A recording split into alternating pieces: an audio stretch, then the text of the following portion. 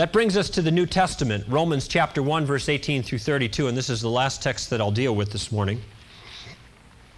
It's a rather lengthy passage in which Paul seems to use homosexuality as indicative both of man's deep-seated rebellion against God and also God's proper condemnation of man.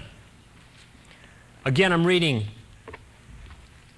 from the New American Standard, and again, the wording here is absolutely critical.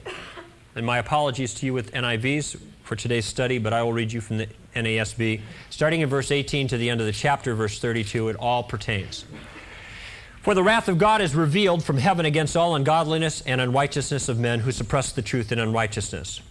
Because that which is known about God is evident within them, for God made it evident to them. For since the creation of the world, His invisible attributes, His eternal power, His divine nature have been clearly seen, being understood through what has been made, so that they are without excuse.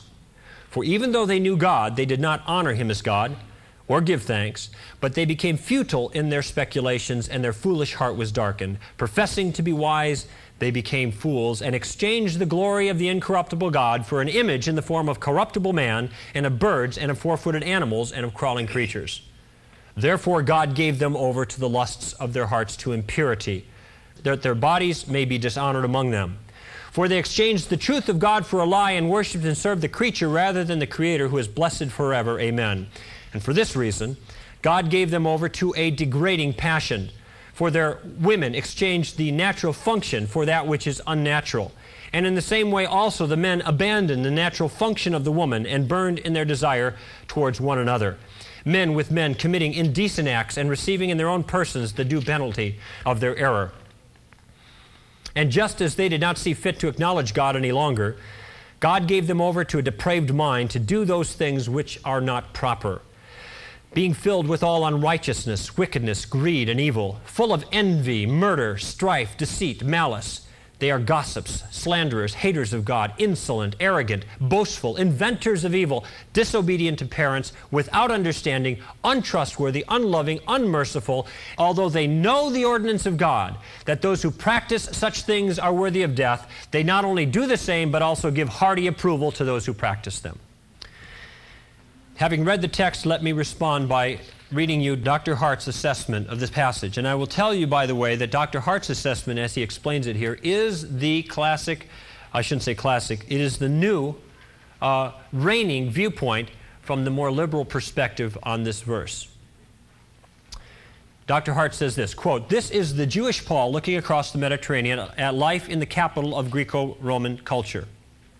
Homosexuality is not the focus of his condemnation, but just one item on a list. Paul's explanation for all this is that they have refused to acknowledge God, and therefore God has given them up to their own wicked desires. The persons Paul describes differ in two significant respects from all or most of the gay people we find in our church. First, the latter have been Christian believers from birth and have lived generally upright lives. Two, they have not chosen to set aside heterosexuality for homosexuality. The orientation that most Christian gay people find themselves with is homosexual. It is possible Paul did not understand genuine homosexuality." Now, what is he saying here? Let me paraphrase, because I know this argument well. What Dr. Hart is suggesting here is that this verse does not apply to most people who are homosexuals in the church. Why doesn't it apply to that? Because Paul is talking about people who take their natural desire and exchange it for an unnatural desire. In other words, Paul is speaking to those who violate their sexual orientation, whatever that happens to be. Those that go against their natural desire. But a homosexual's natural desire is for the same sex, therefore this verse doesn't speak of them, because it's natural for them to have a desire for the same sex. In fact, if you suggest that homosexuals ought to change their orientation and be attracted to members of the opposite sex, as Christians have suggested and some psychotherapists are pursuing now, then what you are doing is you are bringing those people under the condemnation of this text because you are causing them to violate their natural inclination. This is the constitutional homosexual argument. In other words, the argument that homosexuality is constitutional. It's part of who we are. We are born with it. It's part of our genetic makeup. We inherit it. We find ourselves as homosexuals, he suggests. We discover that we're homosexuals. We don't choose it. It's something that we are. It's not something that we do. That's the argument. And that's why this verse cannot apply to homosexuals in the church. Let's look closely at the passage. The first observation that I want to make about this passage is that this passage is about God being mad. God is ticked off. He is angry. The wrath of God is revealed, it says. The word wrath there is the Greek word orge. We get our word orgy from it.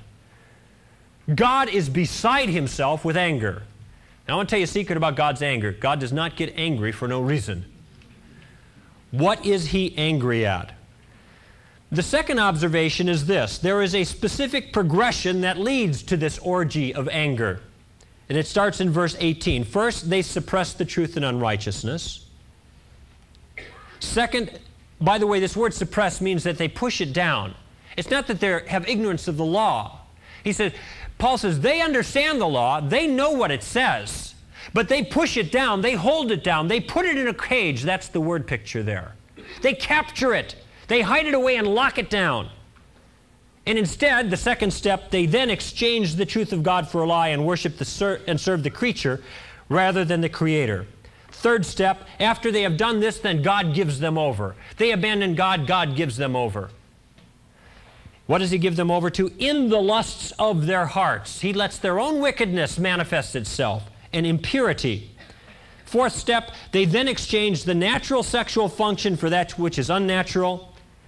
Fifth step, they encourage others to do the same. Verse 32. And finally, the wrath of God rightly falls on them. Verse 18, they are worthy of death. Verse 32, and they are without excuse. Verse 20 and chapter 2, verse 1. That's the progression. Now, friends, I don't know any other way to say this. This text is a crystal clear condemnation of homosexuality. It is made in the New Testament by the Apostle Paul right in the middle of his most brilliant exposition of natural theology, of general revelation.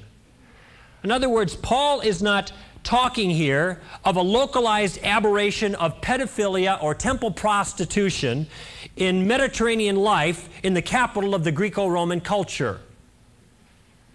He is talking about general revelation that everyone gets, therefore everyone is without excuse. This is a universal proclamation. Here are the specific words that Paul uses to describe this behavior. By the way, these are the words to describe this homosexual behavior, not the other litany of sins that he includes in verse 28 and following. What does he say about it? He says, first of all, that it's an impurity and dishonoring to the body, verse 24. It's a degrading passion that's unnatural, verse 29. It's an indecent act and an error, verse 27. It is not proper and the product of a depraved mind, verse 28. Friends, there is only one way this truth can be missed. There's only one way that this truth can be denied out of this passage, and that's if you're in total and complete rebellion against God, which is exactly what this passage is all about. According to Paul, homosexual behavior is evidence of active, persistent rebellion against God. According to verse 32, it's rooted in direct, willful, aggressive rebellion against God. And this is very difficult for me to say, because I'm no idiot. I know that there are, as each group that I address, there are a number of people in the audience that are struggling very hard, not only with this sin, but also with what I'm saying. Because as with all sin, it is our tendency to justify what we're doing and try to explain it away. And the only thing that saves us from that is the clear, direct proclamations of God in His Word. This assessment that pursuit of homosexuality is evidence of a deep-seated rebellion against God applies even to the so-called Christian who is seeking to defend his homosexual behavior. And that's hard for me to say because there's a lot of people who say, I love Jesus. I am just like you in every way. All my theology is right down the line. I agree with everything that you say, Koukl, except for this one thing. I'm a Christian. I love God. I'm following hard after God. I'm seeking Him. And the answer to that is no, you're not. You are following hard after your deep-seated rebellion. Friends, this is not my opinion. These are not my words. I may personally have an entirely different opinion about homosexuality, but I am not up here today to tell you what I think. I am up here today to determine what Paul says, and therefore what God says. And it seems to me, if language means anything at all, that what Paul says here is absolutely clear, that it can't be missed, that there's no way to misunderstand it. And that's why God says twice in this passage, there is no excuse.